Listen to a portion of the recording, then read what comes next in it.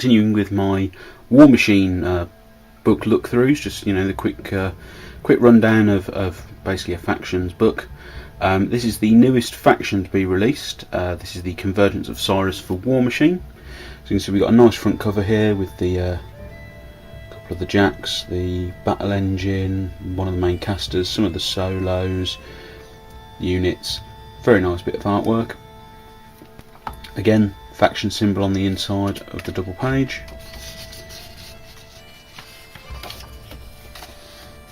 Credits. Tiny bit of faction background, basically just to give you a quick rundown of the faction. The faction has actually been in the Warmachine and Hordes fluff for quite some time. In the set of books called the Witchfire trilogy, they were apparently introduced, and this is more of a much more militant side of the faction now they've had time to build up. So we've got the obligatory fluff at the beginning, just going through a lot of how the faction is fighting some cricks.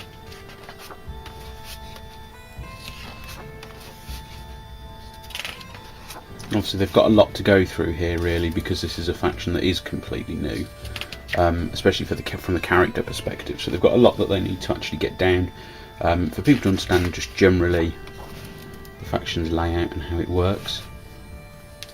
So there we go, that's 21 pages of fluff. Then there's actually discussion about sort of the history behind the cult, I suppose, because the Convergence is pretty much a cult.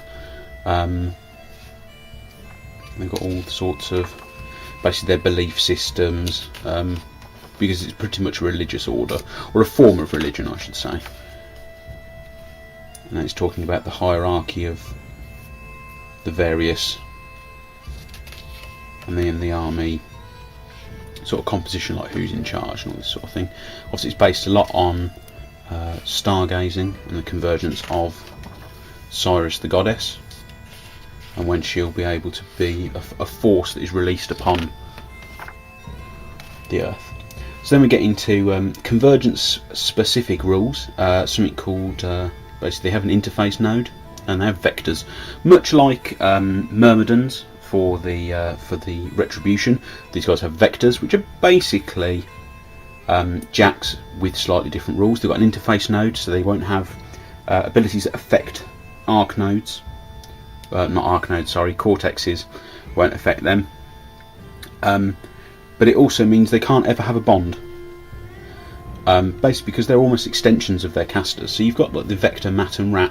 Basically the vectors mat and rat are equal to their controlling casters mat and rat, which again is quite interesting. It also means you can't negatively affect their mat and rat unless you affect it via their caster, or you can give them minuses to rolls or pluses to rolls, but you can never directly reduce their mat or rat. For instance, Promd Negra's feat reduces a whole heap of stats. It wouldn't reduce their mat and rat unless you caught the caster in that area of effect at the same time. They've also got something called focus induction, which basically is a really good form of focus efficiency.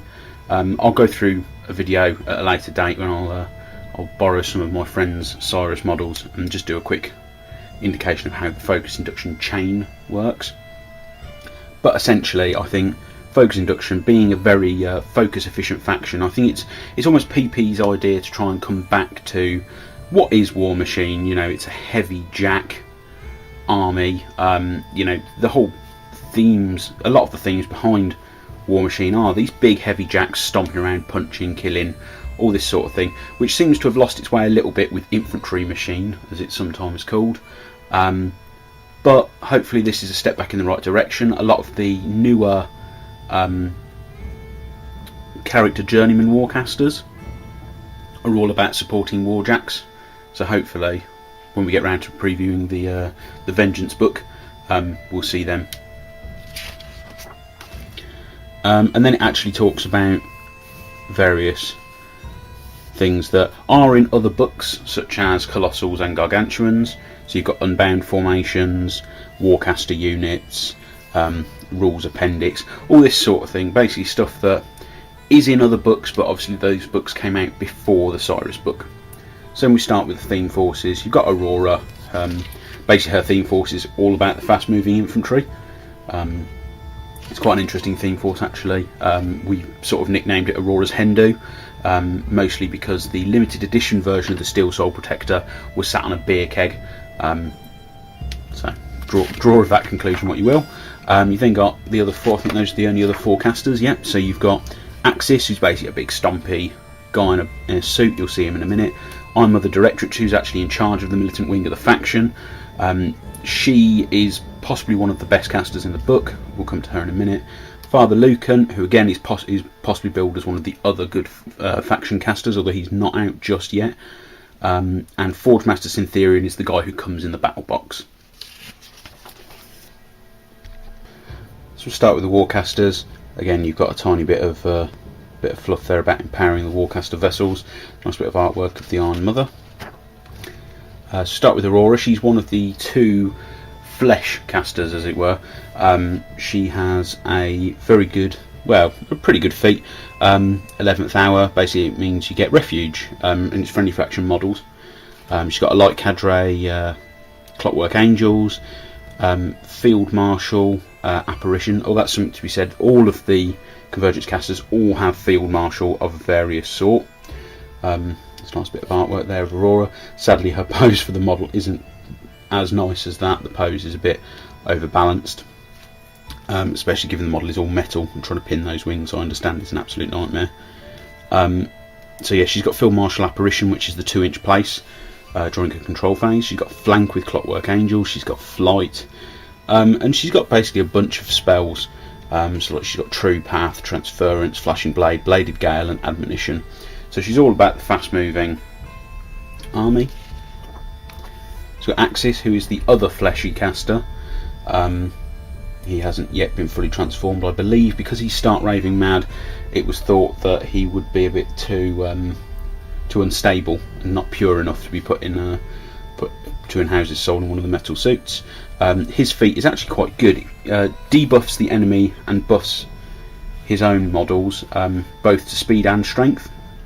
He has Field Marshal Countercharge, which, as we'll see later on, one of the jacks is very good. He's got Beat Back, and for every focus he spends, he gets 2 attacks. So that's quite reasonable. His spell list is quite varied actually. He's got Iron Aggression, which is a brilliant spell. As I've mentioned in previous videos, Circle of Orbrus is my primary faction, and I've got one of my casters has got Wild Aggression. It's a brilliant spell. You've also got basically Unstoppable Force. So the game his battle group game Bulldoze, again quite good. Razor Wall, Onslaught, which basically means friendly faction models beginning a charge in his control area gain Pathfinder, quite useful. And he's also got a spell that just pushes people around. So you've got I'm Mother Directrix, who's actually a unit caster. She's, as you can see, that's her artwork, very nice, killing off some cricks there. Everyone likes to see cricks die. She has a feat called Mathematical Perfection, which means Directrix's mat and rat become equal to her focus for 1 turn, but it's her focus value, not her current focus. So basically her mat and rat become 8, so all her vectors mat and rat become 8. Brilliant. Great feat, especially for a turn of highly accurate jack heavy killing. She can also kick out a servitor, one of these specific exponent servitors, if there aren't already 2 in play. She's got Field Marshal Arcnode, so make of that what you will. That's right, she can make a Colossal an Arcnode. She's repairable like pretty much all the Cyriss casters are. She has a Thresher attack, which is just a basic attack. I mean, it's only power and strength 11. She's got Backlash, very good when you've got an Arcnode. Domination, very good when you've got an Arcnode. Fire Group, Shrapnel Swarm, and Tactical Supremacy. So basically, she's a very nice all-round Warcaster. I know it's definitely the Warcaster that our local Cyriss player is most excited by. And then her exponent servitors have just basically got a 10-inch range Rat 5 ability called Imperil. For 1 round, when a model unit hit by this attack suffers a damage roll, add +2 damage to the roll. Very like Iana and Holt, if anyone has them or has played against them. So very useful for just tipping over the extra few points of damage. This is the other major player that people are talking about, and that's Father Lucan. Basically because he creates a very, very good attrition style army. Because his feat is pretty much everyone gets +4 armour. Anything also makes a repair roll automatically succeeds. So again, it's very good for attrition. Plus 4 armour, very good. It's also got Field Marshal Shield Guard, so if you want to protect those important models, just put a nice tiny little jack there. Very nice. Spell list as well, Deceleration. Everyone loves E. Haley, so everyone is aware of probably what that does. Plus 2 defense and armor against range attacks. You've got Dissolution Bolt, which basically just stops a model channeling spells for a round. Can be useful against crits. Positive Charge. Target friendly warjack gains plus 2 to melee attack and melee damage rolls while in 3 inches of the effective warjack. Friendly faction models gain plus 2 on attack and melee damage rolls, and it lasts for 1 turn, so it is spammable with his focus of 7. You also got Purification, very nice, especially on a caster who has all those various buffs himself. And Watcher. When an enemy model advances and ends its movement within 6 inches of this model, choose a warjack in this model's battle group that's in its control area. Warjack can make a full advance and then make 1 normal melee attack or range attack targeting the enemy model. So again, it's just a helpful bit of defence in your own turn, should an enemy try for like an assassination run or an attack against a key piece. You've got Syntherian, who's the guy who comes in the battle box. He's very good at supporting vectors. He's not so good at supporting infantry, but then again, Cyriss is mainly going to be a faction about its vectors, so it's not so bad. And he's very good in the standard battle box. His feat basically means things can make ranged attacks and melee attacks in the same activation, although I believe it's only his battle group. But again, quite useful if you're running Jack Heavy. He's also got Field Marshal Auto Repair, so it's D3 free repair every turn on all of your vectors. He's got Convection, Hot Shot, Magnetic Hold, Reconstruct and Synergy. So again, if you're running a high number of models in a battle group, very nice. And that's basically all the current 5 casters. So onto the vectors, you've got some nice little bits of artwork about how the power source works and the weapons. And there's a nice bit there of the modulator. To start with this one, oh my, the Corollary, I think that's how it's pronounced. This one basically takes Convergence's focus efficiency and makes it even better.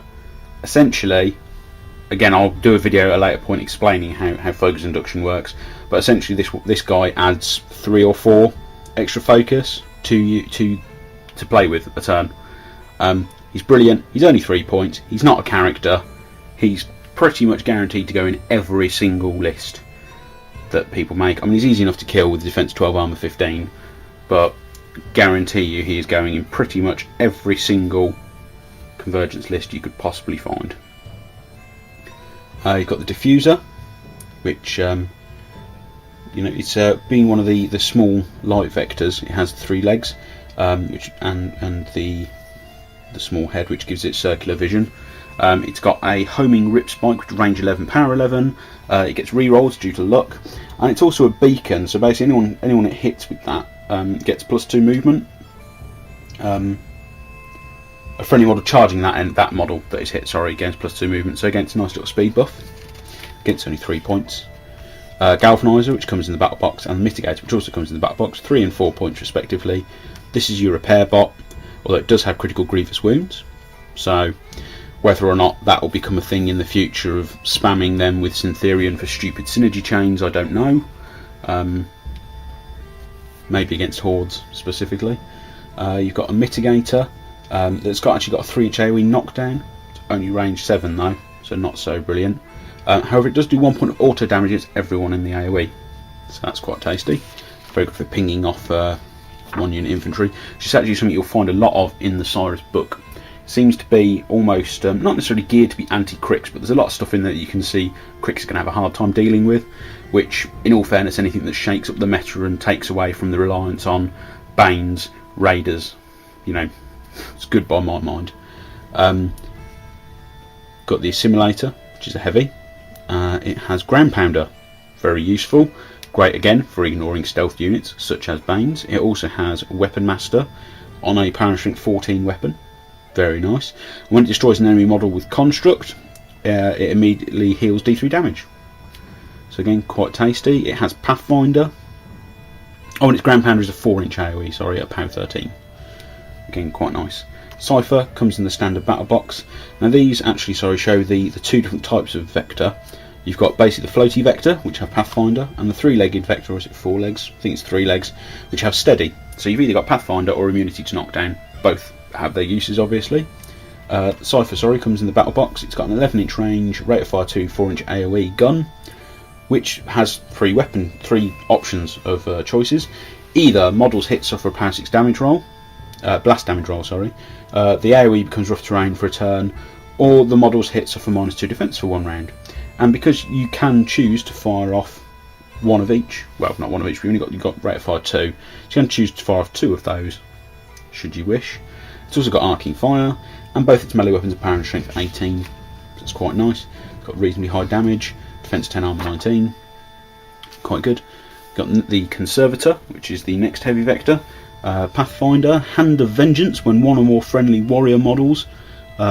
faction warrior models are destroyed or removed from play whilst within 5 inches of this model, gains +2 to attack and damage rolls for 1 round. It also has innate shield guard, and it also has armor 20 and open fists. So that's quite nice. The Inverter. This is the one I was on about, would be very good with the Field Marshal for Axis. Because one of its weapons has an auto knockdown function. It's a POW 20, but it can only be used once per turn.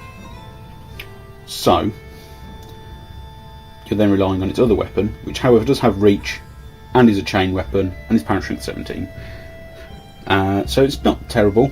It's pretty good. Like I said, it's very good at counter charge on Axis, knocking an opponent's model down, and essentially, unless they're a gator, they're going to be wasting a lot of resources to then get back up. So we've got the Modulator, which is kind of like the Cyriss version of a Rifleman Dreadnought from 40k. It's got 2 guns that basically do POW 10 damage rolls to anything that happens to be within a line that you draw. I think it could potentially be quite good at taking out infantry. Obviously not so good against certain Signar builds because all the damage is electricity. We've got the Monitor next, that has a true sight, critical, brutal damage, range 13, POW 13 Ripsaw, and it has sustained attack on its power strength 17 melee weapon. So again, I think that one's going to see potentially quite a lot of use. I can see it's popping up maybe 1 or 2 of them with Directrix, just for that horrible couple of turns where they can just rip through stealthed heavies. And then it's a lovely bit of artwork there of the Prime Axiom charging through Signaran town. That is the Convergence Colossal. So there's only the concept designs there for the picture. The model is out now. It's one of the better Colossals and Gargantuans in my opinion. It can launch a Servitor return, so it basically generates a free solo every turn. I believe it can only have... oh no, it's any Servitor solo, so basically it can drop out 1 a turn. It's got auto fire 3 on one of it on its gun, which actually has then rate of fire 2, so it can make 6 shots at power 11. It's then got 2 tow cables, which actually have the puncture rule, so it means they will auto deal a point of damage if they hit. So they will be dragging you into base contact. They've also got sustained attack on their melee weapon at power and strength 20. So, as you can see, they're going to be dragging you in, getting a free attack, potentially then shooting you again, dragging you in with a free attack, and then just, well, as you can see, basically they're going to be quite nasty. It'll be pulling units in. It's got 2 tow cables. It can pull 2 heavies in if it needs to, and the rest of the army can go to town on them. Very nice, very nice. So we get on to the infantry. There's a little bit about the instructor design there and the hierarchy of the priesthood. Clockwork Angels, in my opinion, one of the nicest looking units that you can purchase for the Convergence. There's only 3 men in a unit. However, they've got a host of special rules: advanced deployment, +2 defense against range attacks, combined range attack themselves. They can fly. They have reform. They have brutal charge. They're quite nice as a flanking force. They're only 1 point each, and they are principally there to harass flanks, take out key solos, that sort of thing. With Aurora, you can take 5 units of them. I'm not sure if 5 units would ever be necessary, but it would certainly be quite funny. You've got Eradicators, which are medium-based infantry with the 8 hitboxes. Defense 12, armor 15. They are repairable. They have sidestep, and then they get to choose what happens in melee with their weapons. They can either get +2 to attack rolls, which makes them up to equivalent mat of 9, or they can gain buckler. However, they do have 2 bucklers, so they become armor 17. Again, that's quite nice. Gives you that option. And with sidestep, they can actually get through a unit reasonably easy. You've got Obstructors, which are your standard 4/6 infantry blocking unit, combined melee attack, shield wall, reach, and actually chain weapon. So they'll ignore other people's shield walls. Other than that, they're your standard sort of lower end stats. Slightly lower defense for the slightly higher armor. Defense 12, armor 14, 18 in shield wall. They're alright. Again, they're a 4/6 unit. They're there to get in the way. Under Lucan, obviously they can then throw another 4 armor on top of that during feat turn, so they can potentially be armor 22. Deceleration then throws another 2 on top of that to armor 24 if against shooting. Quite nice, especially for, as I said, the 4/6 blocking. This is the standard repair unit, the Optifex Directive. They have several star actions. One being repair on 8. There are 3 of them for 2 points. Weapon modulation is another one. They can only do it when base to base to a friendly faction construct model, and that weapon gains magical weapons for a turn. Quite tasty. Or they can also give something Pathfinder for a turn. Again, very nice. They personally also get +2 defense and armor and can't be knocked down. When it base to base with Warjacks, the standard sort of Iron Sentinel thing that most repair units have. Then you've got the Reciprocators, which are the medium boxed, arguably blocking unit again. Defense 12, armor 16, shield wall, repairable, and their variable melee choice is they get empowered attack, so +2 on damage rolls, or set defense with reach. So if they're under shield wall and they're set defense, they become defense 14, armor 20 against charges. Again, whack Lucan on top of that. It's another 4, it's armor 24. You can see where that's going. Again, quite nice. You've got the Reductors, which are an interesting unit. I'm having trouble finding a use for them at the moment, unless it is literally to be used for clearing off enemy jamming. Because they've got a spray 6, power 13, so they're going to, as long as they hit, they're going to kill a lot of things. They've also got clear, so they're not going to hit any of their own models with it. So if they stand behind the front line takes the charge, and then they, sacrifice their movement to clear off enemies. They become effective Rat 7. They're probably going to catch quite a few people in their sprays. So again, they're also a 4/6 unit. I can see them having uses. I'm not sure if they might get dropped for other stuff in armies though.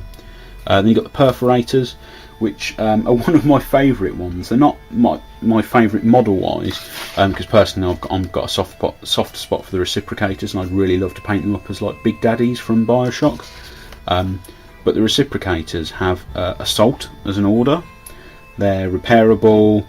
They have variable ranged weapons, which basically means they can either have +2 on the damage roll, or they can have snipe.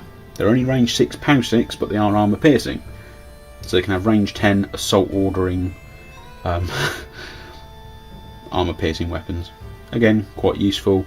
I can definitely see them being used. They definitely have a role to play with that armor piercing. I think that would be quite nice. Then you've actually got a UA that can be attached to any of the units, which is quite a nice one. The Transverse Enumerator. He's got a 6-inch spray. He's fearless. He gains advanced deployment or ambush if the unit he is attached to has advanced deploy or ambush. He has Iron Sentinel. He has realignment, which is basically his mini feat. So it's once per game during its unit's activation, the model can use realignment. Models in this unit can reroll failed attack and skill checks this turn. So quite nice, given that he's only 2 points. The Blowtorch also has continuous effect fire.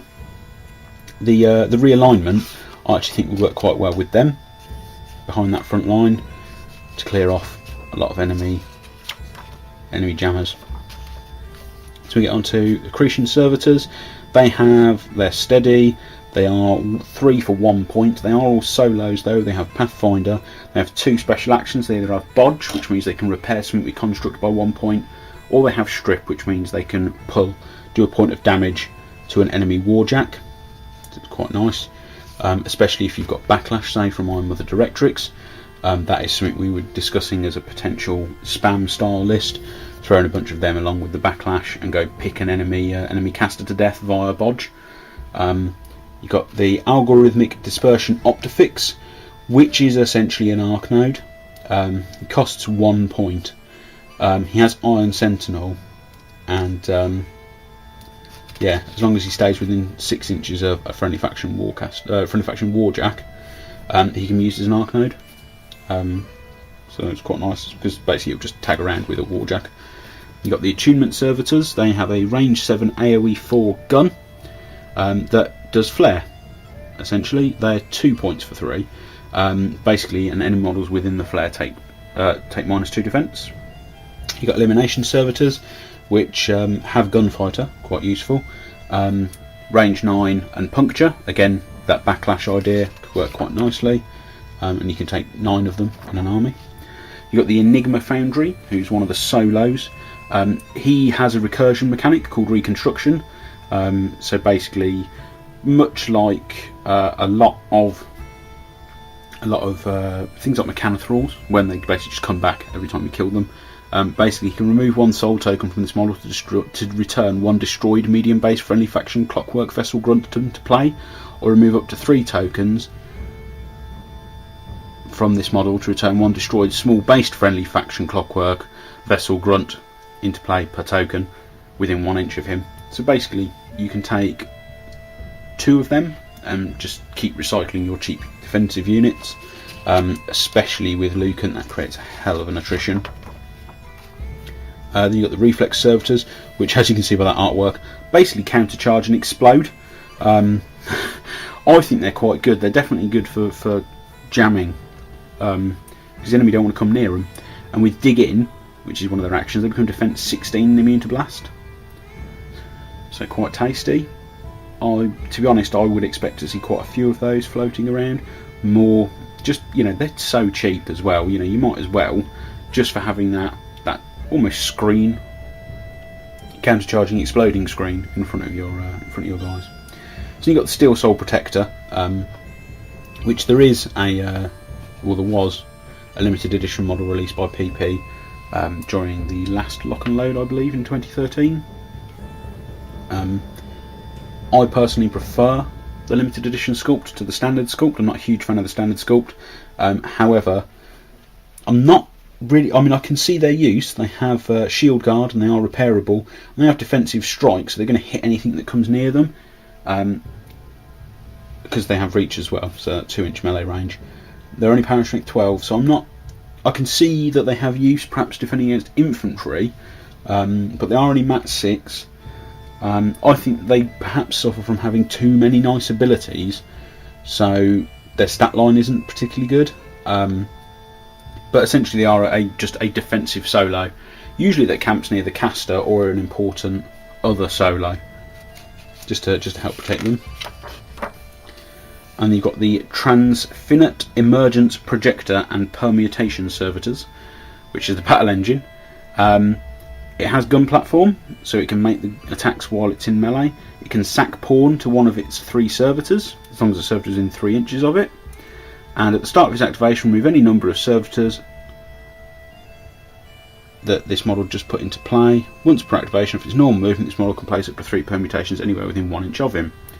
He has auto fire 2 on a spray 10 POW 10 weapon, and he has something called firing formula. Basically, depending on where you put the permutation servitors, depending on what bonuses he gets.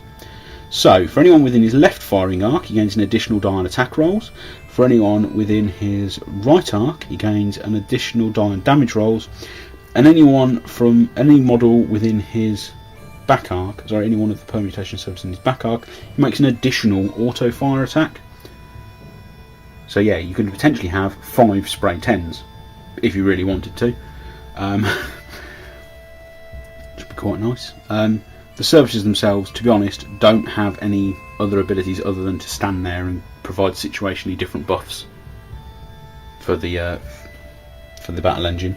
But again, it's a nice piece of artwork. I'm actually looking forward to this coming out and seeing a physical model for it. So that does look quite nice.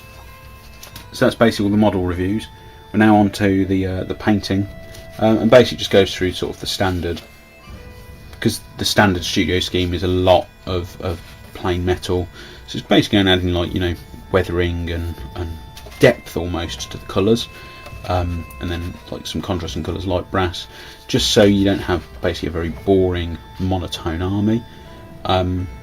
Here's the gallery. That is, so there's the cipher which comes in the battle box, and there's the monitor with its buzzsaw, Syntherian, which also comes in the battle box.